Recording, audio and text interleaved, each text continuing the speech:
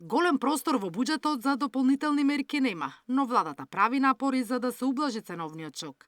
Целта за стабилизација на инфлацијата со досегашната помош Министерката за финансии смета дека е постигната, но пари за идни непродуктивни трошоци вели дека нема. Некои големи бафери и простор во буџетот нема. Мислам, тоа е нешто што сите сме свесни и го знаеме и тоа е многу одамна потрошено пред влада да стане влада. Јас не би рекла дека буџетот е во лоша кондиција, но нема за се, како што исто и дома нема за се и никогаш овој буџетот на Македонија немал простор за се. Не е ова прв пат да нема за се. Можеби јас како министер сум сега по, како да кажеме, рестриктивна, по не сакам да се трошат пари непродуктивно. Пресметка колку до сега чинат владините мерки за ублажување на ценовниот шок од поскапувањата на горивата се уште нема.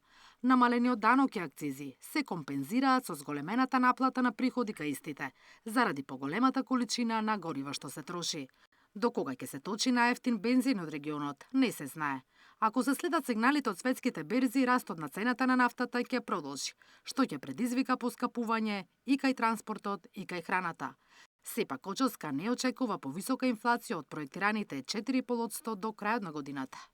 Малце одиме со песимистичко сценарио, иако проекциите на ММФ и на Светска банка се под нашите за инфлацијата до крајот на годината. Но јас верувам дека ова кој што го добивме последниот месец ќе остане горе-долу во тие граници некаде да се движиме.